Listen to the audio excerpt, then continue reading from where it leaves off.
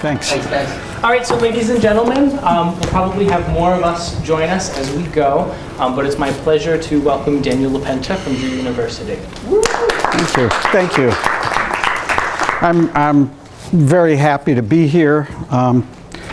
Get me talking about Hamlet and I'll go on forever. I'm really excited that I hope all of you, I know there's a big group from Madison coming to see Hamlet at Drew on the 21st, so I hope you're all part of that.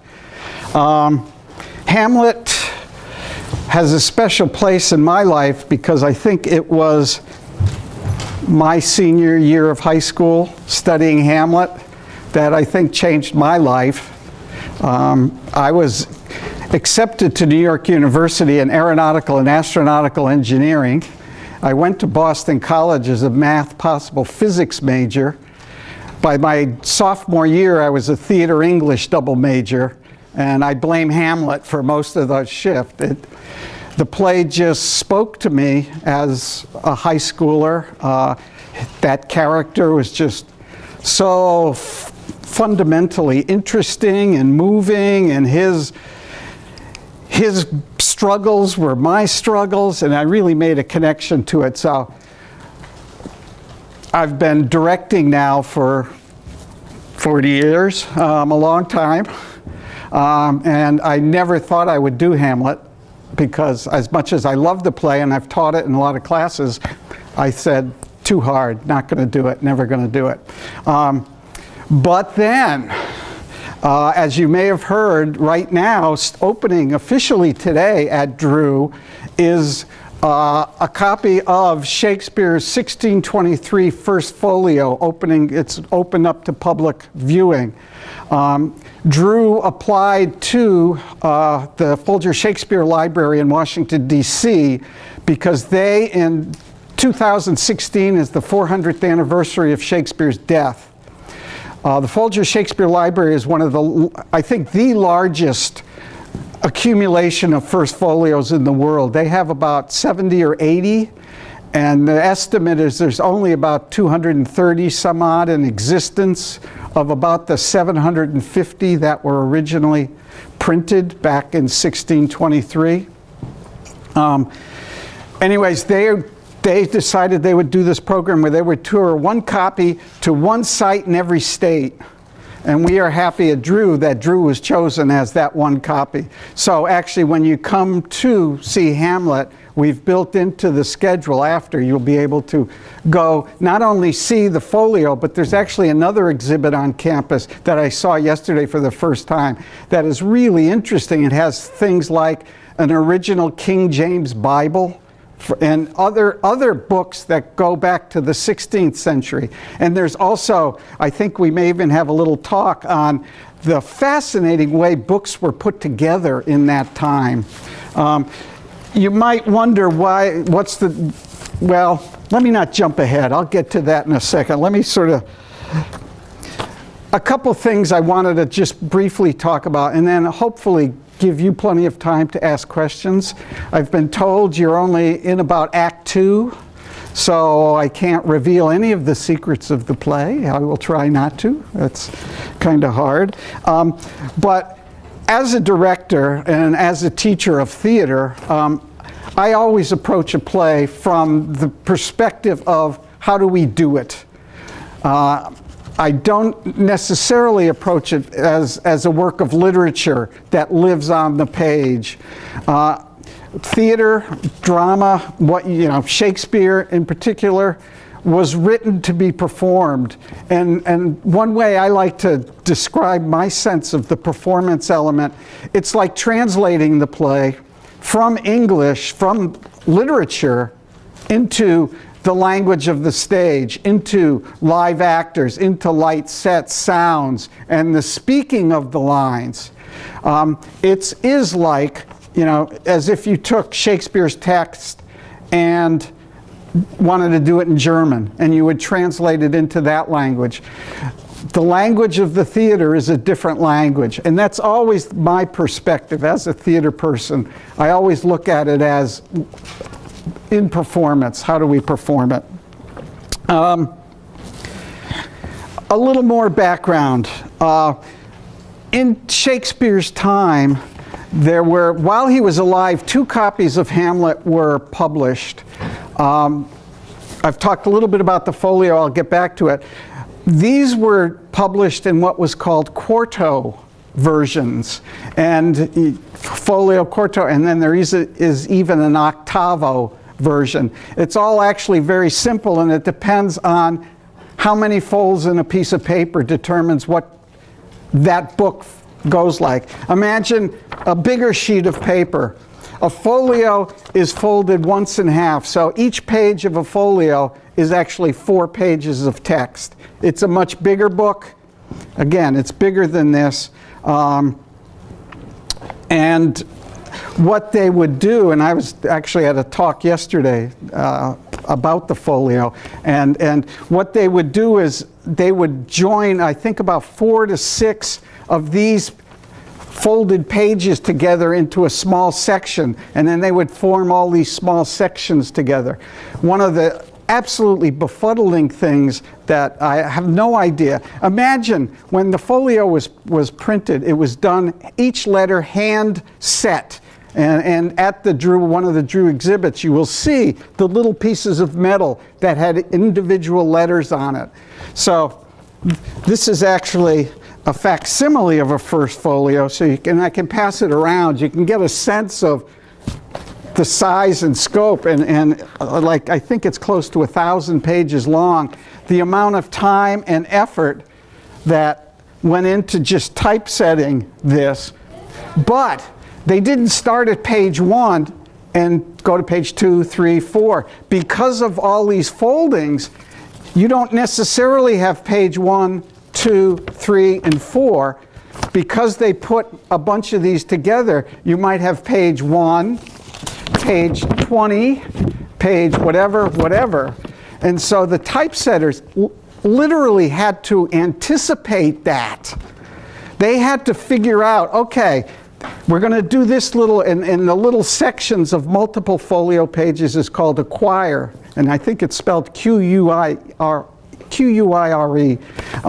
They had to figure out, okay, what play are we going to do in that quire, what part of the play, and how is it going to work out so that we don't have multiple blank pages. The printing of a book in Shakespeare's time was an expensive proposition. Paper was very expensive. The first folio, when it was produced, cost £1. And if you know your British currency, £1 right now after Brexit is worth only about $1.20 or something. You say, oh, that's pretty cheap. Well, for most people, £1 in that day was their annual salary. So to be able to buy a book like this, again, because paper was so expensive, it was handmade. In fact, another little anecdote, I'm full of little anecdotes from yesterday I heard. Paper in those days was made by sort of reducing old clothing. They would soak it and reduce it and press it into paper.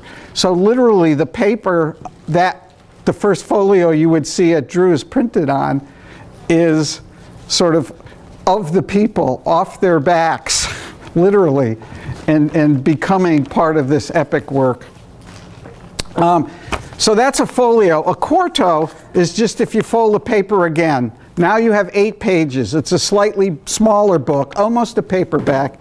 An octavo is you fold it one more time, so now you have 16 pages. I think they even did another one too, but you know, not a very big book. In Shakespeare's time, actually not many plays were published, because once a play is published, it meant that any theater company could do that play. There were no copyright laws, and in fact, usually the theater company, and for Shakespeare it was originally the Lord Chamberlain's men, and then in 1603, when King James VI became King of England, they became the King's men. So they had royal patronage. They were the company, Shakespeare's Company. And he made a lot of money as a theater person. And he was able to retire to Stratford-on-Avon and buy the second biggest house in town out of the money he made, because he was a partner and obviously a very successful playwright. Although in those days, the plays were sold to the theater company for a relatively modest sum, a couple pounds. And then the theater company owned the play. The playwright gave up all rights to it. Again, not anything like our system today. But even in the theater company, they would have one copy of the whole play, and each actor would be given just their part in what was called a side. And it would contain like maybe 2 or 3 words of your cue line and then your part. The reason being, if an actor left a theater company, which was common, they didn't have the whole play. They only had that one part. So it helped protect a valuable commodity. There were 2 quartos published during Shakespeare's time. In 1603, there was what's called now the bad quarto, which is about half the length of the Hamlet you are probably reading. One of the great differentials of, well, it's called a bad quarto because it's believed that it was put together by an actor who had been in Hamlet trying to remember the whole play to get it published. Shakespeare didn't have a hand in publishing any of his plays at all. So this was sort of a bootleg copy of Hamlet. But one of the great differences, there are some character name differences, but you all know the to be or not to be speech, right? To be or not to be, that is the question, whether it is nobler in the mind, blah, blah, blah. In the first quarto, the bad quarto, it's to be or not to be. Aye, there's the point. To die, to sleep. Is that all? Aye, all. No, to sleep, to dream. Aye, Mary, there it goes.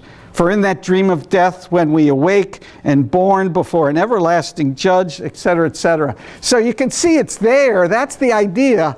But boy, the language is very different. And a lot of the play is like that. And so 2 years later, there was evidently a more authorized version of the play, the second quarto, which is basically what you have in most texts now. And it was, again, twice as long as the original.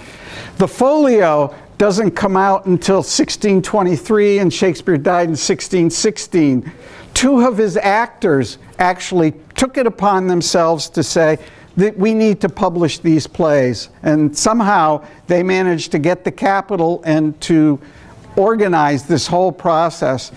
And just as a final sort of contextual, let's talk about Hamlet a little bit. What was my point? Oh yes, if it weren't for the first folio, we would only know about half of Shakespeare's plays. Only 18 plays of his were published in quarto versions while he was alive. The first editions of plays like As You Like It, Twelfth Night, Julius Caesar, Macbeth.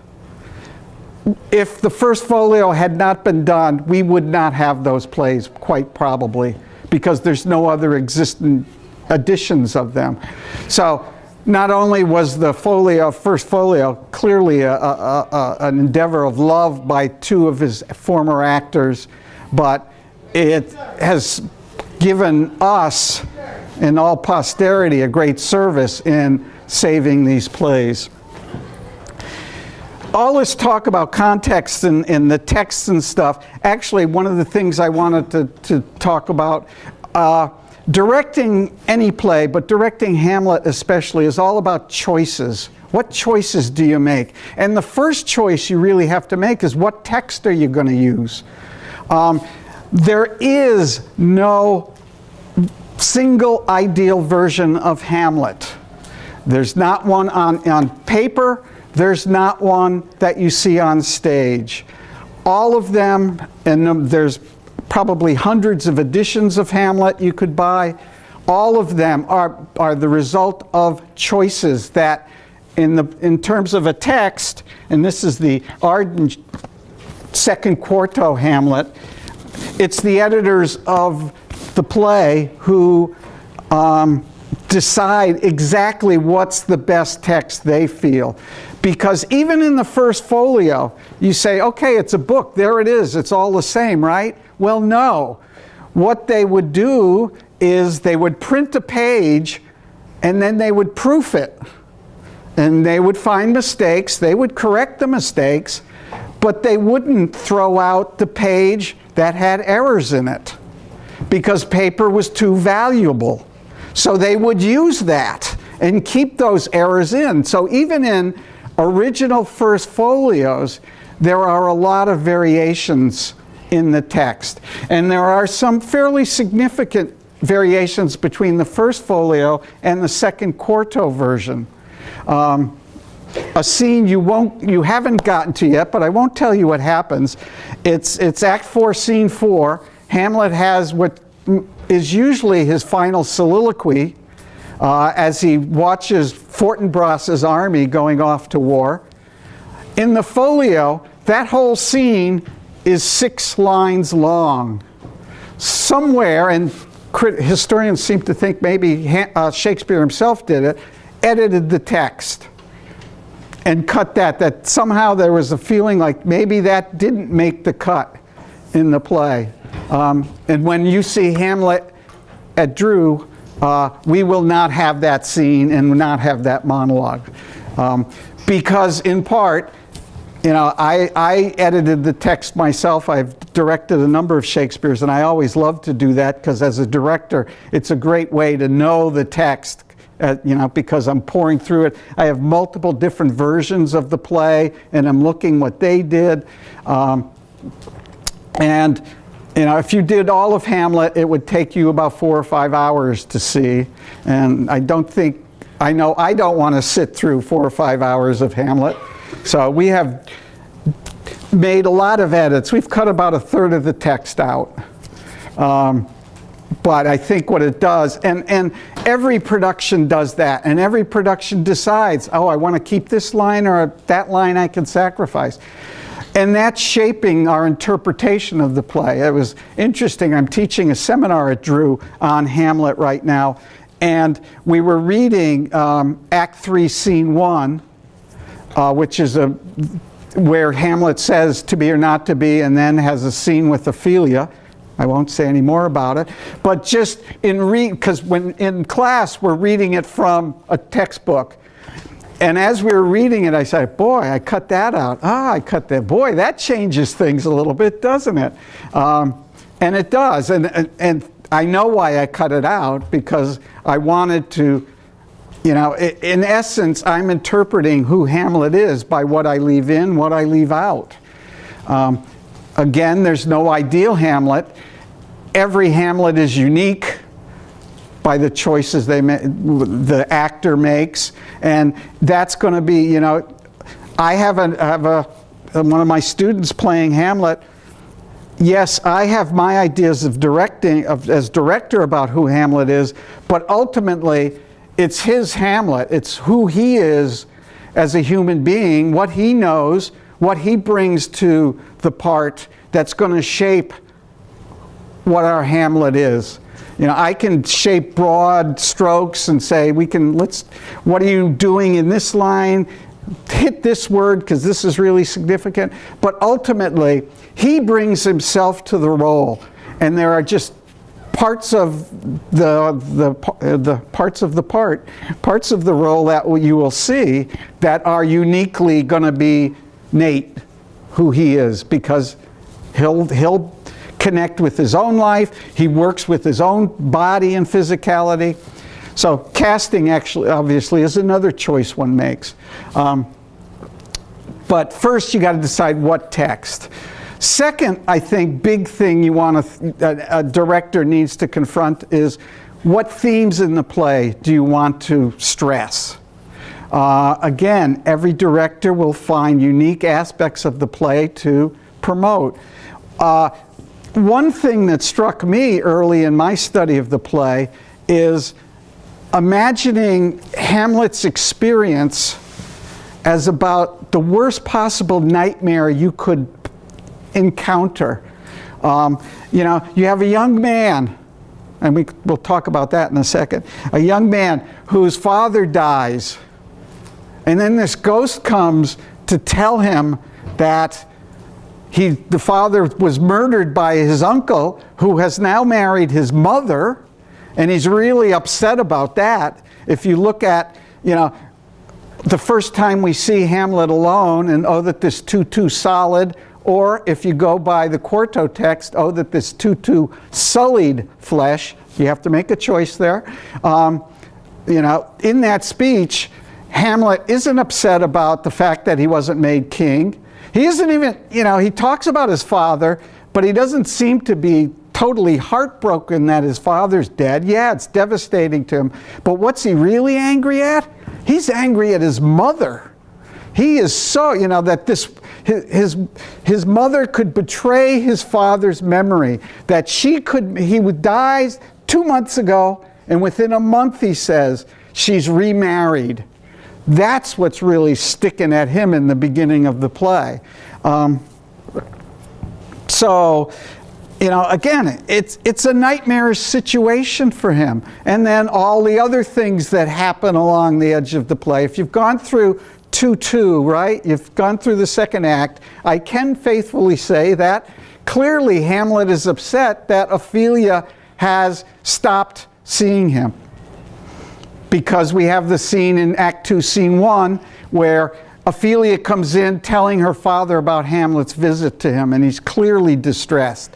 Or he's clearly putting on madness, depending on which choice you want to make.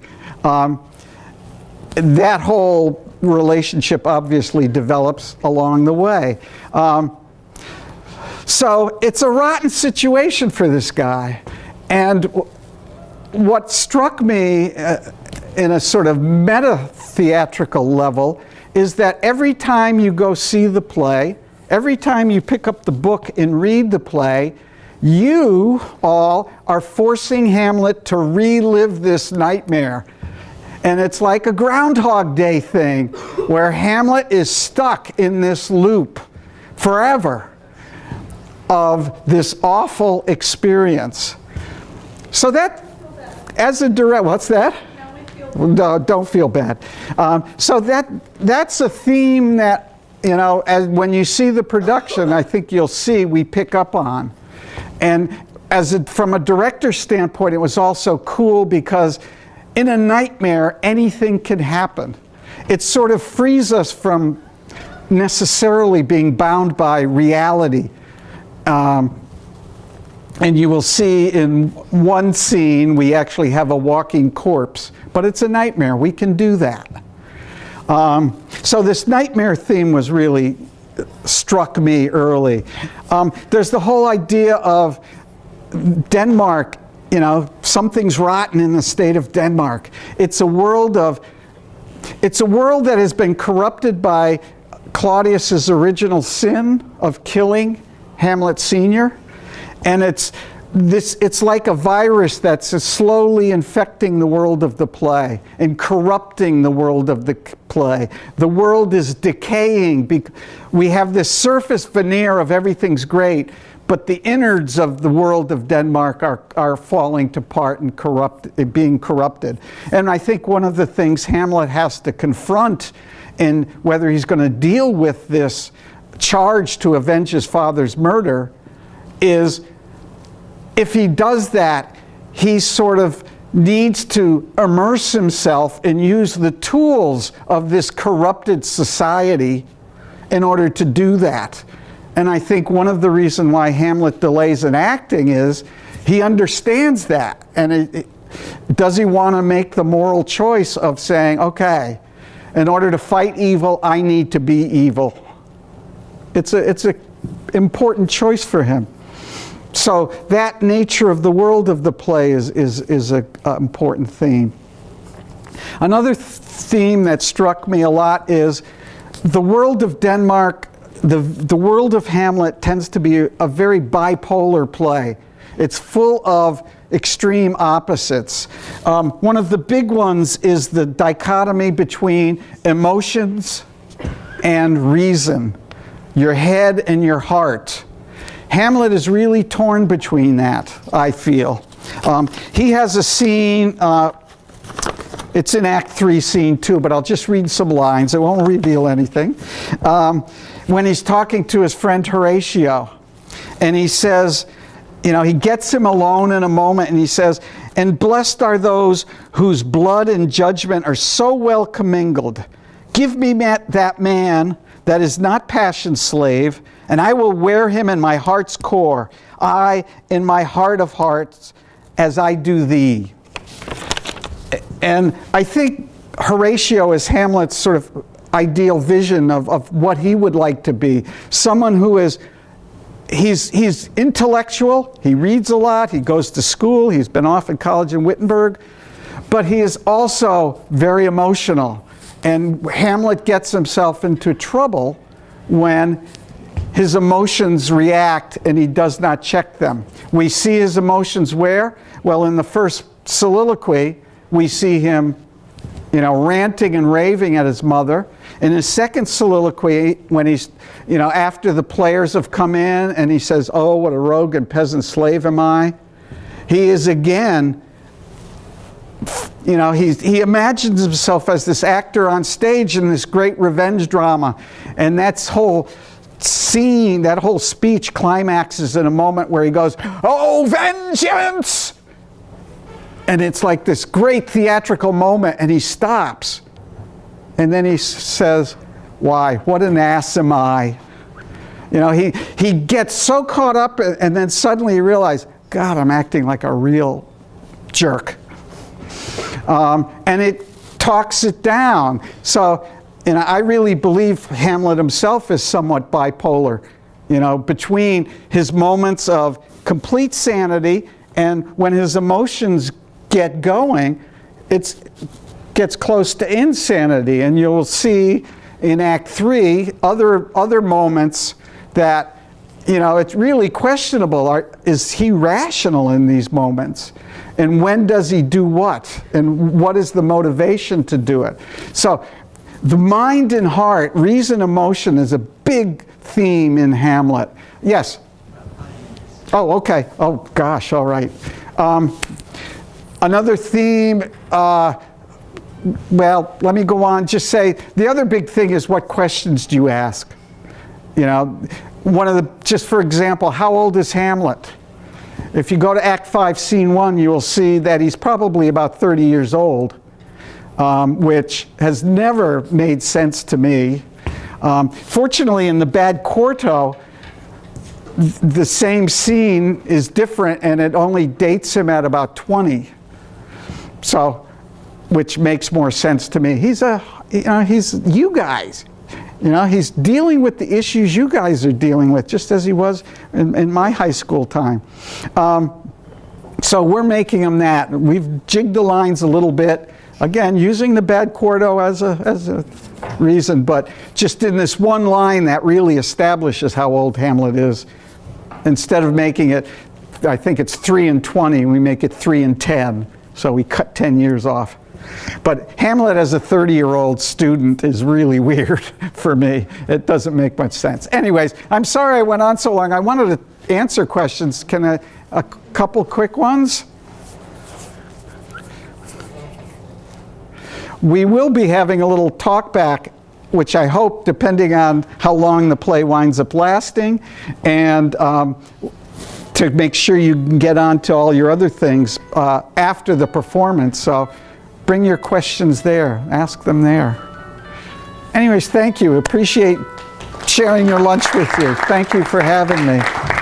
And I hope you'll enjoy coming to Drew and seeing the play and seeing the folio. Thank you so much. All right.